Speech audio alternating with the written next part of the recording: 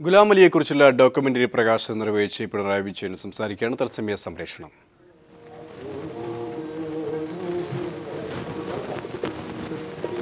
വിശിഷ്ട വ്യക്തികളെ, സഹോദരി സഹോദരന്മാരെ, അധ്യക്ഷൻ്റെ മാതൃക പിന്തുടരുകയാണല്ലോ വേണ്ടത്.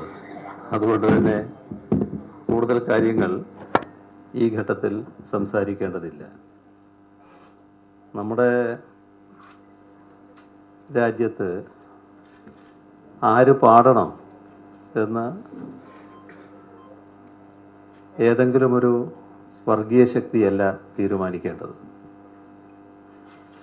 ഇവിടെ പാടാനും പാട്ട് കേൾക്കാനുമുള്ള അവകാശം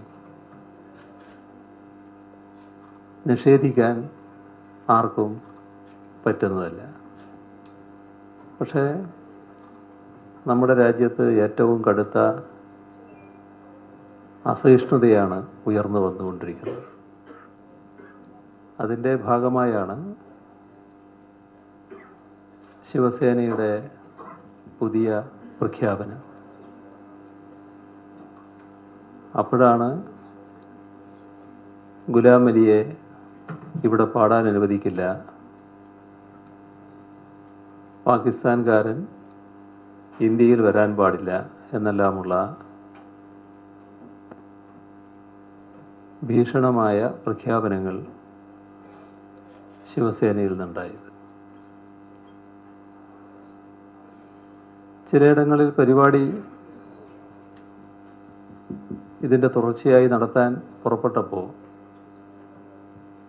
ബോംബെയിൽ മാത്രമല്ല മറ്റുള്ളിടങ്ങളിലും ഞങ്ങളത് തടസ്സപ്പെടുത്തുമെന്ന് പ്രഖ്യാപിക്കുന്ന ശിവസേനയെ നമുക്ക് കാണാൻ കഴിയും. ഈ വമ്പ് പറച്ചിലുകാർക്ക് പിന്നെ എപ്പോഴും അവരുടെ വമ്പത്തരം ഇങ്ങനെ പറഞ്ഞുകൊണ്ടിരിക്കണമെന്ന് തോന്നും. അതാണ് ഈ കേരളത്തിലെ പ്രഖ്യാപനം കാണിക്കുന്നത്. പണ്ട് കാലിന് സ്വാധീനമില്ലാത്ത ഒരാൾ, രണ്ട് കാലും ചലനശേഷിയില്ല, അയാളിങ്ങനെ ഇരുന്ന് കണ്ടാൽ നല്ല ശരീരമാണ്, മേലെ അരക്കുമേലെ നല്ല ശരീരമാണ്, നല്ല